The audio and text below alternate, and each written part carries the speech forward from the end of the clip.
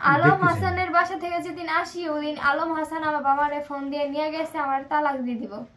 ওনার সাথে আমি ওনার একটা মহিলার সাথে আমি নিজে হাতে নাতে নিজের হাজবেন্ডে ধরছি রমজান মাসে। এটা এখনো রমজান মাস 9 রমজান মাসে ওনার ব্যাগ থেকে একটা খারাপ কিছু পাইছি। এখন কি আমি সোশ্যাল মিডিয়াতে বলবো যে কি পাইছি হাজবেন্ডের ব্যাগ থেকে? শর্মিলা ভাবি, আপনাকে ভাবি বলে সম্বোধন করছি কারণ আপনি আলম হাসানের স্ত্রী। আলম হাসান একটি অভিযোগ দাখিল করেছে আপনার বিরুদ্ধে। আপনি তাকে 30-এর অধিক তালাক দিয়েছেন, কতটুকু সত্য? একটা স্ত্রী তার বউরে 30-এর অধিক তালাক দেয় কিভাবে? আমি তার সংসার করব, তার সংসার করার জন্য 8টা মাস মাটিটার দিকে কামড় দিয়ে ধরে আসছিলাম যে না আমার এই সংসার করতে হবে। কিন্তু এই আলম হাসান কি ঠিক? ওনার গায়ে আমি কিভাবে হাত তুলি? না, আগে তালাকের ব্যাখ্যাটা দিবেন। আপনি কি তাকে 30-এর অধিক তালাক দিয়েছেন কিনা? এই যে আজকে রমজান মাস উপলক্ষে বলেছি আমি তার তালাক দেইনি। সেই দিত আমার প্রত্যেক দিন। আপনারা আমি ডকুমেন্টস দিতে পারি। পাসপোর্ট অফিসে সে আমার নিয়ে যায়, সেখানে নিয়ে যাওয়ার সময় কাবিননামার কাগজটা আমার বাবা মা ছবি তুলে পাঠায় না। তখন সে আমার বলতেছে যে তুই যে কাবিননামার কাগজটা আনস নাই, হ্যাঁ বাড়াবাড়ি করে লাইনি, তোর মতন দুনের মাইয়া, মানে ওর ডায়লগ এরা, তোর মতো দুনের মাইয়া কি মনে করছোস আমি কিছু করতাম না, দেইস আমি কি করি।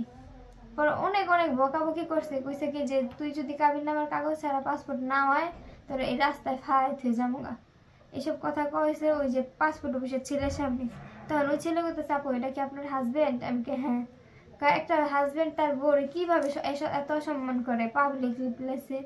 সব মানুষ তাকায় রয়েছে, একটা দোকান ছিল এটা, ওইখানে সে আমার অসম্মান করলো সব বিষয় নিয়ে। তারপরে বান্নারের কথাটা আসি। বান্নারা তার বন্ধুর বউ আর আমার নিয়ে যাবে। তখন আমাদের বিয়ের বয়স 3 মাস। 3 মাস বয়সে আমি শাড়ি আর হিজাব পরছি আর ওনারা অন্য একটা শাড়ি পরছে। সে বাইক চালায় আর বলে কি দেখ পারভেজে বিয়ে করছে অল্প বয়সে, তার বউ কত সুন্দর, আর তোরে দেখা যায় কেমন দেখছস, এগুলো কইতো। তখন আমার বেস্ট ফ্রেন্ড আত্মহত্যা করে মারা গেছে। সেটা সবাই জানেন যে শর্মিলার কোনো একটা ফ্রেন্ড আত্মহত্যা করে মারা গেছে। তখন আমি মানে মানসিকভাবে খুবই ডিপ্রেশনে ছিলাম। একদিক দিয়ে হচ্ছে ফ্রেন্ড মারা গেছে, উনি আমার বিশ্বস্ত ফ্রেন্ড ছিল। তারপরে হচ্ছে কি এই যে আমার হাজবেন্ডের সংসার করতেছি, এই হাজবেন্ড কথায় কথায় আমার খোটা দিয়ে কথা কয়, কথায় কথায় বলে আমি বুড়ো হয়ে গেছি, কথায় কথায় অনেক কিছু। এই যে আমার চেহারা কালো হয়ে গেছে, আপনারা দেখতেছেন, কয় তুমি কালা পুইরা ছাই হয়ে গেছে তোমার চেহারা, তোমার বাল দেখা যায় না। একটা মেয়ের সাথে আমার যদি নিয়ে ছবি তুলতে যায় কয় এই আপুরা খুব সুন্দর, মানে যাদেরকে সুন্দর মনে হয় তাদের কাছে ও আপু সুন্দর। আচ্ছা, একটা পুরুষের জীবনে তার বউ যদি ঘরে রান্না বান্না, তার বাবা মা, তার সন্তান সবকিছু গুছায় রাখে, তাহলে তারপরে তার পুরুষ সেই বউর কি দোষ? আমার তো কোনো দোষ দেখতেছি না। আচ্ছা, আপনারা কি বলেছেন যে আলম হাসান বুড়া হয়ে গেছে? এইসব কথা আমি বলি নাই। তাহলে ওই যে গতকাল আমরা সোশ্যাল মিডিয়াতে যা দেখতেছি, হ্যাঁ, এটা কি সম্পূর্ণ মিথ্যা? কি মিথ্যা? যে আপনি কথায় কথায় বলেন যে আলম বুইড়া। এবার আমি বলি, কথায় কথায় বলেন আলম হাসান বুইড়া। আমার ফোনটা করে আমি দেখাই আপনারা। হ্যাঁ, একটু দেখান। ও আমার একটা ফ্রেন্ড আছে নাম মিম। আচ্ছা আচ্ছা। ও আমার আরো 3টা ফ্রেন্ডের সাথে এরকম করছে। ওরা মান সম্মানের ভয়ে যে তোদের সংসার জীবন আছে এর জন্য ওরা। আচ্ছা, আপনি আলম হাসানের বাড়ি থেকে চুরি করে তার পাসওয়ার্ড, সিম এগুলো নিয়ে আসছেন, এটা অপবাদ দিয়েছে। এই ফোন নেন, এই ফোনের ভিতরে ওর কোনো ডকুমেন্টস বা চুরি করে নিয়ে আসছি কিছু আছে কিনা সেটা আমরা জানতে চাচ্ছি। আমরা আসলে যখন এটা পাইছি তখন তো মানুষের ভিতরে একটা অনুতপ্ত বোধ থাকে যে না আমার বউ এটা দেখা লাইছে, আমি বউর কাছে সরি বলি। আমি চাই না তুই আমার সরি বল, আমি চাই যে তুই আমার কাছে সুন্দরভাবে আমার নিয়ে সংসার করো। কোনো মেয়ে আপনাদের যে আপনার বিয়ে করছেন, আপনাদের মেয়েরা কি কখনো মানে আপনাদের বউরা কখনো কি এরকম সহ্য করব? বলেন, প্রশ্ন আপনাদের কাছে।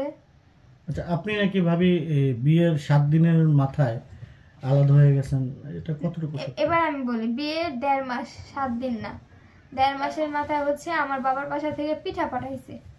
এই আমার বাবার বাসা থেকে আপনারা দেখেন না এত বড় বড় ডাইকে বড় পিঠা পাঠাইছে, অনেক প্রদের ওই পিঠা পাঠাইছে। এখন আমাদের বাসায় পিঠা আছে, মানে বানাইয়া আলম হাসানের বাসা পাঠাইবো, কিন্তু এই যে ঝামেলা আমি দেখাবো পিঠা যে আছে আমাদের বাসায়। আচ্ছা আমরা পরে দেখবো। তো উনি কি করলো, পিঠাগুলা দরজার সামনে আমাকে কি যে এই পিঠাগুলা আম্মাকে করে বাবাকে করে দিয়ে দিই। ও দরজার সামনে খারাপ করতেছে, তুই যদি এন থেকে একটা পিঠা কাউরে দেস তোর তালাক দিয়ে দিম। এটা আবার ওর ভাবে বাইরে গিয়ে শুনছে। শোনার পর আর ভাবে গিয়ে কইতাছে এমন এমন আলমের বউরে আলমে কয় তুই যদি একটা পিঠা দেস তোর তালাক দিয়ে দিব। এখন দেখছস থাক আমরা তো জিনিস খাইতাম না, এই কথা কইয়া ওই পিঠাগুলো আছে না ফেরত দিয়ে গেছে। ফেরত দিয়ে যাওয়ার পরে আলমে কইতাছে কি তোগুলোকে সংসার করুম না, পিঠা ফেরত দিয়ে গেছস তাহলে ঘরের যা যা জিনিস আছে ওগুলো ফেরত দিয়ে যা।